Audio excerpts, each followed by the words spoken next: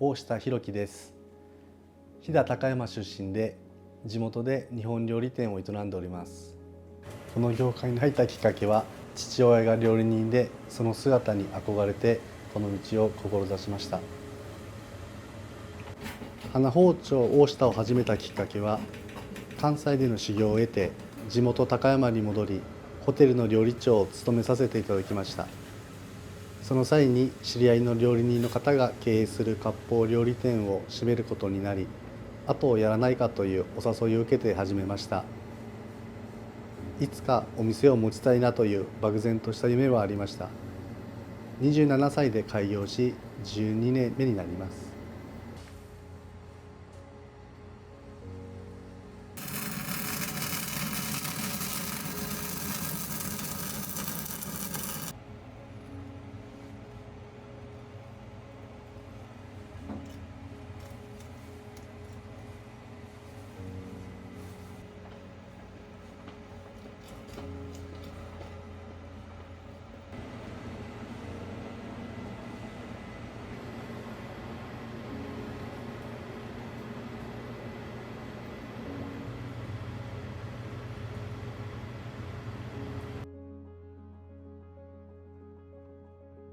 飛騨高山に戻った理由は、16歳で地元を離れたので、いつか飛騨高山に帰りたいという思いを心に秘めていました。修行が辛く地元に帰りたいと父に相談しても、半人前でまだ帰ってきてはいけないと言われ続けていました。修行を始めて10年が経ったある日、両親から帰っておいでと言われたのをきっかけに、地元飛騨高山に戻りました。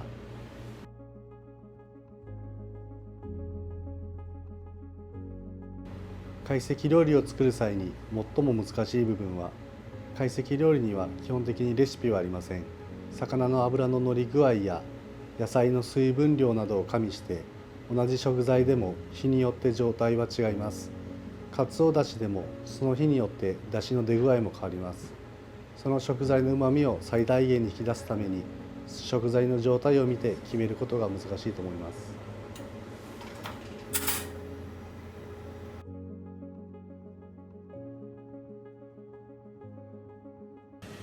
飛騨高山の地元食材を生かすのに、季節に合わせて春は山菜やたけのこの天ぷら、夏は清流で採れた川魚の塩焼き、秋は栗や松茸の炊き込みご飯、冬は白菜や飛騨ネギなどの菜で一番旬を感じていただける料理に仕上げています。日本料理において最も大切にしていることは、季節の食材を用いて旬を感じていただくことです。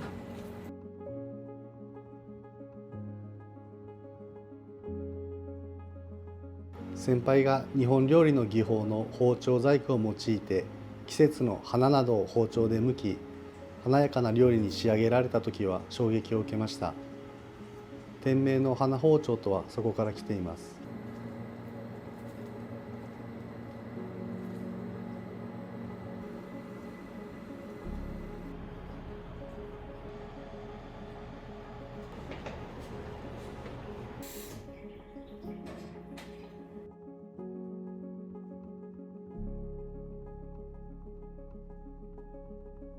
お店で働く一番のやりがいは、当店はお祝いの席や法要、旅行で見えるお客様など特別な日に利用していただくことが多いので、お客様の大切なひとときに関わらせていただくことが一番のやりがいです。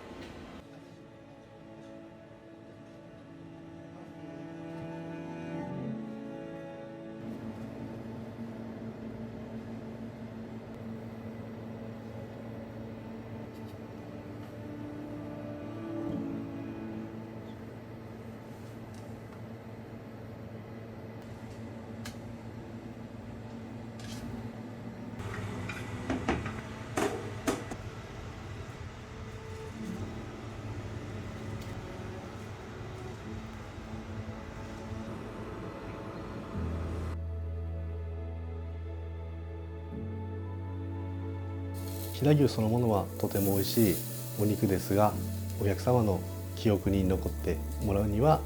飛騨牛の石焼きという形で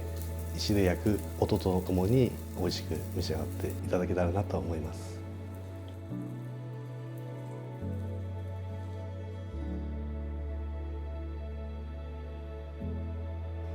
飛騨高山のおすすめのスポットは、当店の目の前にあります高山陣屋が私のおすすめです。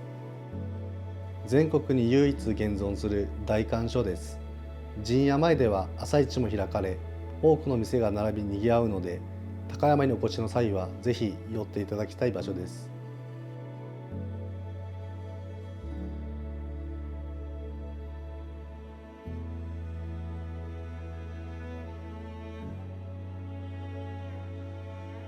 私が料理を楽しいと感じる瞬間は、やはりお客様が、喜んで見える、喜ばれる顔を思い浮かべながら料理を作る時が一番楽しいと感じます。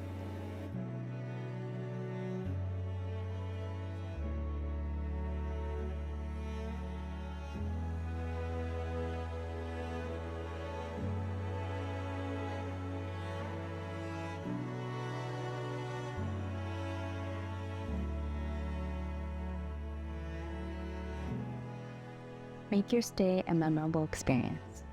With matcha inns and hotels, you can stay in a traditional Japanese-style accommodation during your next trip in Japan. Rather than tearing down a piece of history, matcha inns and hotels renovate Japan's traditional wooden architecture, known as machiya, and transforms them into accommodations. Choose from over 70 private Japanese house rentals and boutique hotels.